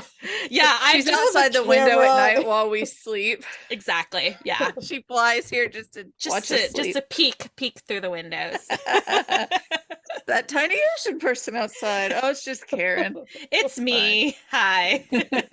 Okay, so about your library, other than, because I always am curious about how other people do their stuff. I know you posted like that you have like genre sections, but do you organize by author or alphabetically by title, or just like you throw stuff up? You throw stuff up on a shelf? Well, there's a rainbow shelf. I knew you had the rainbow shelf. Yeah. And then I have books above my mantle on above my fireplace that are all rainbow. And then the books are divided up mostly just kind of by general genre. And if I have multiple books by the same author, I put them together, and most of the series are together unless they're spread out on the rainbow shelves, with the exception of I do have shelves that are just for signed books. So if I have a book that's signed but the others in the series aren't signed, they're separated. But I do that too. there's no I do that too. Oh God, organization. You guys give me so much anxiety. I know. Karin My is OCD like a is dying. I'm so neurotic that this shelf this shelf right here is for tall hardbacks. This shelf that you can't see down here is for the shorter hardbacks. And then there's a shelf down there that's paperbacks. Like, I am so neurotic. They have to be like, mine are chaos. Look back here. And I remember, I know, it gives me so much anxiety to see it. And I remember, like, when I was organizing my shelves, I messaged you, Amber, and I was like, why are these like half a centimeter difference in size? Like, you're ruining my life. You explained it and I understood, but I'm like, this is ruining my life. I didn't even know. My books are chaotic, but I have one of those little shelf pusher things. Actually, I'm gonna grab it because it's right here. I think I've seen those. Shelf pusher, yeah, and so all my books are equidistant from the edge. So they're chaotic as far as the height goes. The height. From the edge. Yeah, no, I am so neurotic. Like, literally, I was organizing my shelves and I was like putting Amber's books up, and I'm like, the Night the Stars Fell is like this tiny itty bitty bit much bigger than the Starlight in the Shadows, and I had threw a whole entire fit. Like, I was a 5-year-old throwing a tantrum. It's not my fault. The file sizes are the same. It's just the printers. Yeah, it drives me crazy because I'll get like a box. It's especially with like the hardbacks, because they don't always fold the dust jackets correctly. Ugh. So I'll get them, and the dust jackets will be like just like not really noticeable, but when I'm sitting there looking at 20 of them, like I can see that they're all different. Right. And it drives me insane. I have to sit there. Oh no! I don't blame you. Awful. I don't blame you. Yikes! Yeah, one of my nieces was sitting on the couch a couple of weeks ago, and she's looking at my shelves, and she was like, "Why do you have 3 copies of The Night the Stars Fell and 3?" And it was like, "Listen, don't come for me. I've got a paperback signed, a hardback signed, and one I can write in. Okay, thank you. Leave me alone. Go to your room." Which don't triggers write in Karin. I don't write in books. It makes me, it hurts my soul. It's been a few months ago that I made a TikTok that was like, how you treat your books versus how you treat your favorite books versus how I treat mine. And like, I had to tell Karin, don't ever watch it, because I'm like throwing it, bending the pages back, writing notes in it, dog ear in the pages. Like, I want books to look loved, well loved. I don't need them to signed. I don't need them to look loved. I want them to feel to know that they are well loved. I'll occasionally use the little tabby stickers like to mark quotes, but like that's it. The only books I've ever written in are the annotated copies that I do of my books for like other people. Yeah, but otherwise, no. There was like a BuzzFeed quiz or something that was like, what Gilmore Girls reader are you? And I was a Jess, because like I'll leave notes in the margins, and I'll leave. I'm sure you were very happy about that. I was my TV soulmate. What I would not have done for a Jess Mariano when I was 17. I know, right? God, I would have sold my soul. I think we all would have. Yeah, like 100%. Because he had the bad boy vibes, but he was also like super smart. Yes, and the reader, and he called her the Artful Dodger. Oh He is my everything. God. And he turned the sprinkler back on so that Yes. Dean could show up to save the day. Homemade. Yes. God, Homie I now. love him. Loved Yeah. him. And I still love that man. My God. He could do anything and I'd be happy with him. He's got a new show coming out, I Mandy. know. I can't wait. I already programmed it into my DVR. I'm like, I'm ready. Yeah. I'll report back. Lord have mercy. This Yeah, has been incoherent. it usually is. Every time we record, I have to like look directly at Mandy so I can't see her books because it gives me such anxiety. Amber, I'm you'll just like this. I'm just like, He's "Ooh." not here today, but the past few episodes, Saint has been like lurking in the background, and he looks so much more sinister. He looks so than menacing. He's got like really pretty blue eyes. They look like demonic in the video. It's like a really pretty cover. The but it cover looks is gorgeous, scary. but in the It video, looks she didn't notice it until the second episode. The And first then time I was like, what is he doing? I was like, That's girl, hilarious. he's been freaking me out for 2 weeks now. But yeah, see, look, I've got short. These are all, Karin, I need to tell you, these are all Grishivers. I walked in, And this one is into- just an empty because this book is decorative downstairs. I But book walked is in.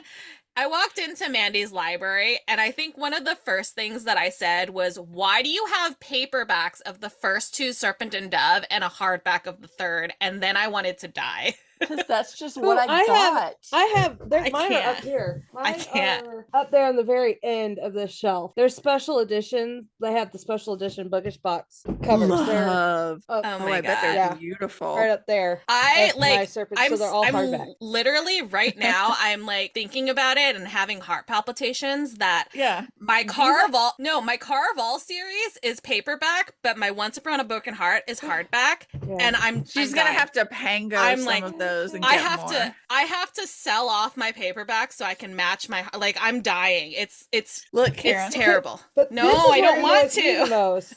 I have my Caraval is like right there at the end of this shelf, and then right here I have the Once Upon a Broken Heart. Those 2 Mhm. books, and these 2 are signed. They're Barnes and Noble exclusive editions that I got signed. But she didn't do a Barnes and Noble exclusive signed edition this time. She did Books a Million, and I didn't know that, so I don't have a signed copy pre-ordered. Oh no. no. To go up there No. with those 2. I have They're gonna the be Barnes and Noble lonely. exclusive, Oh no. but like, so like that's driving me insane. I I'm- don't have the entire signed series.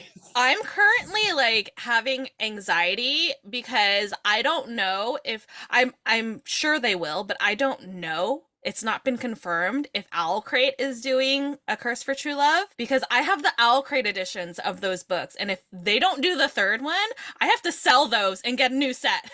Ask Like, I Karin can't. how many books she took to Chloe Gong's signing in person so that she could have them all signed. Because I was like, they're gonna hate you, and they did. Nobody did. They were nice. She Okay, was but- that person. Hold on. Yeah, she was that person. Listen, this is actually very relevant to this. This is actually very relevant to this episode. So when I went to the Chloe Gong signing, I brought all 10 copies of the books that I have to have her sign. I made the conscious decision to be the very last person in line, so Yeah, I you would did do not that. hold anybody up. However, I went to the Kyla Zhao signing this weekend. There was somebody who was in like the middle of the line with 16 copies for her to sign. They Of the stood in same the book? of the same book. They were in the middle of the line with 16 No, copies. you don't do that. And we all just were like, and it was a tiny ass bookstore too. So we're all just like standing around like, I'm like, okay, like I don't care if you want 16 books signed. That's great. Have It's at literally it. the end of the I line. went I went to a book signing with 10. I went to the end of the line. Like, Yeah, Lord. you don't hold like, anybody up. I was just like, I feel like it's just a respect thing for other Yeah. people. Like, I Yeah. don't know. Agree. Like, I don't have a problem with you getting 16 books signed. Go for it. You Yeah. do you. But like, I Or get a have few a signed and then go back to the end of the line. yeah, Like, Yeah. I know some people that have done that before. Like, they've Yeah. gone back into line It's a just couple like- times, so they're not like. Mhm. Even doing like a book or two when we went to Y'all Fest, like I made my niece before we left. I made her get, and I did it too. We got sticky notes and we wrote our names so that if they wanted to personalize, here's how you spell it, stick it to the page you want so that we can easily flip it open, hand it over, and it's it's done and you're not fumbling. Yeah. Because we did like multiple, like we got whiteout and blackout signed by both authors, and her twin wasn't there. They're biracial, so it was really important that they, you know, have signed copies. So we're all like trying to fumble to get hers, but we weren't going to hold up the line for it. It was like, we're going to be prepared. We're going to hand them over, ready to go. Yeah, especially in books too. So good. I still need. Well, I haven't actually read Blackout yet. They're on my read list the for Whiteout this first. And really? I was like, I've got to go get the other. I have Blackout. I need to get Whiteout. I'm hoping to read them this month because I need to. Like they've been on my list for so long. I'm like, I want to read them right now. So I read Blackout because I was going to a Victoria AVR Tiffany D. Jackson bookish event, and I wanted to have read something by Tiffany D. Jackson, and Blackout was the only thing on my shelf. So I read it and got it signed, and I got my niece's signed copies of it there at the event. And so when Whiteout came out, I was super excited. And actually, like I enjoyed Whiteout more because it takes place during like another snowpocalypse, which I remember from when Georgia shut down over 1.5 inches of snow a few years ago. And like they talk about places that I like the jungle under Hartsfield Jackson Airport. Like I've been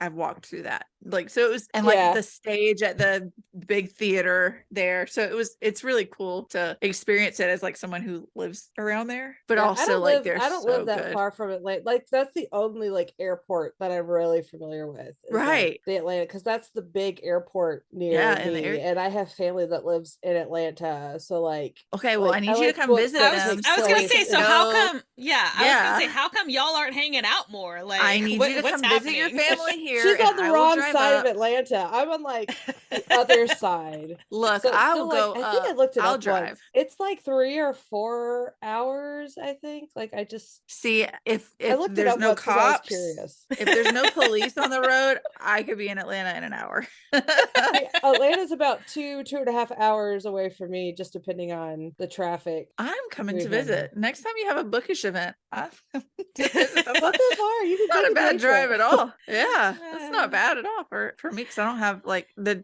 twins are big now, so they can get in the car and just go. Never mind me with hang out with my daughter. They get along great with my daughter. Yes, I think they really would. They probably would get seem very similar. Together. Yeah. Never mind me over here with my West Coast jealousy. No big deal. It's fine. I'm fine. We'll just fly you out for the day. Yeah, just come on over. You're about due for a Georgia visit. It's actually your turn, Mandy. I know. I know. All right, we've taken up so much of your time, Amber. Thank you for coming. Why don't you do, I guess, where can people find you on the interwebs? Well, there's my website, which is just amberdlewis.com. That's the easiest place. And if you just do amberdlewis.com and you do /links, LINKS, that will give you like a whole list of all my Patreon, my social medias. You can see lists of my books. I love a good link list. Handy. It's so nice. Don't make me go to Google and Yelp and Jeeves and all of that to find you. Like, just make it easy. That's awesome. That was the first thing I wanted to do when we made our website. I'm like, we need a link, like a page that is just links to everything. So thank you for that, Amber. It makes it very easy to stalk you. But everything in one nice convenient place. Like I said, it's actually part of my website. Like it's not a separate thing. It's not like a link tree or anything like that. Yeah. So like it's like right there on my website, which makes it nice and easy. You just type in the Amber D. Lewis, then pretty much anything you want to find on my website is amberdlewis.com/Fire and Starlight Saga, or the title of the book, or like my website is very simple and user friendly because I'm very simple and I want to be user friendly. For somebody who says they're simple, you write very, very complex books. Stories. Thank you so much for coming back and talking to us again. We always love having you. You're our favorite. We love you so much. We'll see you again for book 4. Yep. The finale. It's a binding law at this point that you have to come talk to us when you release the book. All right. I guess I can make that work. All right. Thank you so much for talking to us, Amber. We can't wait for the next book. Everybody go pre-order the Stardust in the Ashes now. It is out on February 14th. We are so excited, and you should be too.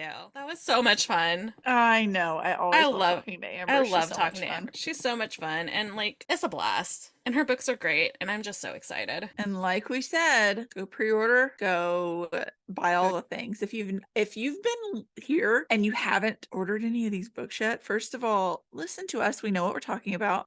Second of all, pause right now. Hit the pause button. AmberDLewis.com. Order everything. Pause after Mandy says that, because they can't go if they don't know the website. She told them the website multiple times. I'm giving our listeners a little bit of credit. Wait, also, when you go pause right now. But I was going to give them a coupon code. Oh, yeah. Go back. Hey, now that you're back, go to amberdlewis.com, use code fangirl10, you'll get 10% off. Hey, now pause for the last time. Go. Oh, the incoherentness of us. I love it. All right. What's our next one? What are you anticipating? I'm anticipating the baby's 4th birthday party. I'm very excited about that. It's next Saturday. That's exciting. Even though I don't want her to be 4, I'm excited. I can't believe it. It's a unicorn party, so I'm gonna make unicorn pasta salad. No, I'm not a baker. Not a good baker anyways. No, my friend Shella that I talked about last week is doing, I think, cupcakes. I'm making like pigs in a blanket and like unicorn pretzel rods, but then I'm also gonna make unicorn pasta salad. So I'm gonna boil the noodles in red and purple and blue food coloring to make them pink and purple and blue before I make the pasta salad. So she's gonna freak out. I'm also looking forward to our upcoming guests and going to Florida in like 2 weeks. I'm ready to be back because it was in like the 80s all weekend. And I came back to the 50s. Yuck. And gray and gross. And it was so sunny and nice there. We're going to, it's called Heart Support Festival. It is, Under Oath is going to be there, Spirit Box, and Senses Fail, which was a band that I really liked when I was in high school and I still really like. We're taking the twins. Our best friends are going, and we'll probably do Trader Sam's at Disney and probably go to Disney Springs some. So that'll be fun. So I'm looking forward to that. That's exciting. And guests, future guests. Speaking of future guests, I am very much looking forward to next week's episode, where we will be talking to debut author Lauren Kung Jessen. This is so insane. So excited. I love Lauren so much. She is so sweet. She's like one of the nicest people ever. Yeah. And I was gonna segue by being like, speaking of animal shaped cakes. Oh yeah. Because this isn't a spoiler, but for those who haven't read Lunar Love, there is a horse shaped cake in the book. And Lauren and her husband baked a horse shaped cake for her book launch events. Like, I can't even. It's so cool. And I was just like, you are so cool. And thank you for being my friend. So I'm very excited to talk to Lauren next week. I can't wait. I'm so excited. Yeah, this is so exciting. It's very exciting. And I am also very much looking forward to all of our other guests that are coming up. I think we just booked out the rest of February. Yeah, we're like through into March with authors, it's fun for us because we don't have to think of fangirl freestyles. Yes. And fun for listeners, we hope. We hope you guys like it. I'm so excited. I can't wait. And other than that, my baby turns 8 on Valentine's Day. Illegal. And I don't like it. I don't like it. It's not okay. And then we're going to Disney at the end of the month. We have a day scheduled to go to Universal with Heather and Joanna and her boyfriend. Joanna was like, you guys convinced me to get a Universal pass, and then we haven't gone. I was like, well, now we're gonna go, okay? We're gonna go. And it'll be after Super Mario or Nintendo Land is open. Oh, that's fun. So hopefully we can enjoy that. I don't know how crazy it's going to be, but we'll see. Yeah. I'm excited to see that and go back to Universal. It's been a while since we've gone, so I'm very excited. And then we're going to go to Disney, and my daughter wants to go to Legoland, so I'm gonna try. Legoland is way more expensive than I thought it was going to be. I know, you mentioned that. But we'll see. We'll see. But that'll just be me and her because Heather actually has to fly to freaking like Hawaii for work. Ugh, like, poor, pitiful Heather. I know, the worst. Oh, must be awful. So hard for her to travel all over the freaking world for work. Yeah, anyways. So yeah, that's what I'm looking forward to for the next like month or so. All right. Well, since we had an intruder this week, which means we do not have time for a fangirl freestyle, which is okay. No. Which is okay. We are heading into the spiel, friends. It is spiel time. If you enjoyed this episode, please like, follow, and subscribe wherever you are listening to us, and also follow us on social media. We are on Instagram and TikTok at the Incoherent Fangirls, and Twitter at Incoherent Girls, because Twitter is the worst. Oh, you are the worst, Burr. They really are.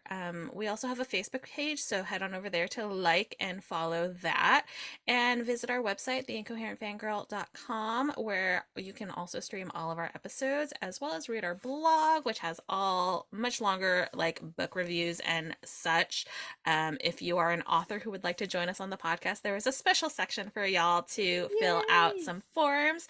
We would love to have you on the show, so please, please, please reach out to us if you would like to join us. Delay though, because we are booking up so fast. Oh so my much God, faster it's than we would have thought. insane. Yeah. I think when we were about to start like this season, we had 0 people, and 3 now episodes in, we're like booked through March. It's bonkers. So yeah, please come talk to us. We obviously love talking to people. Yep. And then if you would like some extra fun times, you can subscribe to our Patreon. Go to theincoherentfangirl.com/Patreon to sign up. You will get whatever tier you sign up for, you will get 24 hours early access to all of our episodes. And if you sign up for the $8 tier, you will also get access to a private YouTube video of our recording. So you can see our pretty faces. You could see Tal. Tallulah. You can see Saint, who is still looking extra creepy in the background, but he's so handsome. It's okay. It really is. It's bonkers how like this distorts him. It really does. That's such a nice face. Because I've seen, it's like a what's his name, Sam Hewen kind of face. Oh yeah, I can see that. that. Yeah, like I've seen the cover, and he's beautiful. He just looks extra creepy, just on the shelf like that. He looks menacing, which I love it. But like, yeah, it's also like if you just catch it out of the corner of your eye, like holy shit. Who is that lurking? Yeah. Which I think is exactly what you did last week. Yeah. It's like, wait a second. What is that? You can see Mandy's bookshelves that give me anxiety, and you can see the mess that is my bedroom. So head on over to Patreon if you would like to join in on this kookiness. If you have any comments, questions, or suggestions, or just want to drop by, say hi, send us an email, theincoherentfangirl@gmail.com. We love hearing from y'all. Yes, we do. Our DMs are also open on Instagram, so feel free to send us a message there if you're not like an email person, which I totally get. Email is like a lost art form, honestly. Yeah. But DMs are fun too. We check them. But if you're a creeper, I don't respond. I'm just saying. No, yeah. And if you have a free moment, if you can rate and review us on whatever platform you are listening, that would be very helpful. That would be very, very exciting. We would love that. We love hearing what you guys think of the show and everything. We do talk a lot, we know, but it's fun, I think. Very fun. I enjoy it. I think it's awesome. Yeah. And And she is at Mandy Perv on all the things. And she is at Ms. Made in China on all the things. So follow us there as well. And then after you do that, you follow the podcast and you follow us, you can head on over and visit our besties, who are awesome. Our besties. We love our besties. We love them so much. Head over to herecomestenerd.com. You can use code Fangirl to get 20% off your first purchase. Purchase. That was a hard word for me. I haven't. It's getting to be that time. It's getting to be that time. Yes. Then you can head over to onceuponabookclub.com and use code Mandy10 for 10% off your order. Yay. And this is normally the time where I would tell y'all to head over to noveltychest.com, but unfortunately, they will be closing after the February box. So we are unfortunately gonna have to say goodbye to Novelty Chest. We love her so much, and we love the box. We love you, Emily. And I'm sure that there's going to be many fun things coming from her. Yes, so keep us posted on your future endeavors. Yes, so we can partner again. Yes, send Emily lots of love because we love her, regardless of whether or not she is in this little spiel section of the podcast. We love her. But never fear, because we do still have our beloved grimoire tea for all of your bookish tea needs. Grimoiretea.com. Use code FANGIRLT for 10% off your order. But remember, there is no I in fangirl. FANGRLTEA for 10% off. You say the same thing every time, and for some reason this time I for sure thought you were going to say there's no I in team, and I was like, why would she say that, Karin? My brain is clearly over today. I know. I'm so tired. I could just cry. All right. We're finishing up with our sweet Amber. We love Amber so much. You heard from her earlier in the podcast. Now, if you haven't already done it, head over to amberdlewis.com. Use code Fangirl10 and you'll get 10% off your purchase. If you have not bought Amber's books by this point, why? Why? Like, trust us. Do you not trust us? We're very trustworthy people. We really are. We would not steer you wrong. Never would we steer you wrong. Never. We always tell you exactly how we feel about books. So and Amber D. Lewis's books are the best. They're wonderful. Everybody that we have steered towards Amber's books has said the same thing. They have loved them. Yeah. So if you, I don't know what you're doing if you're not reading Amber's books. You might be not able to help you. You may be a lost soul. Yeah, I'm sorry, but we still love you. We just have questions. First of all, how dare you? And second of all, how dare you? Oh wait, sorry. No, that's it. That is it. That was the incoherent fangirl. We're so delirious. It's very late. We're very tired. We love you so much. Thank you for hanging out with us. Love you. Bye. We are sponsored by our friends at Here Comes the Nerd. Pins, stickers, magnets, and more. Here Comes the Nerd has happy art for all fandom-loving hearts. New customers can use coupon code FANGIRL during checkout for 20% off their first order at herecomesthenerd.com. Coupon applies to ready-to-ship items only.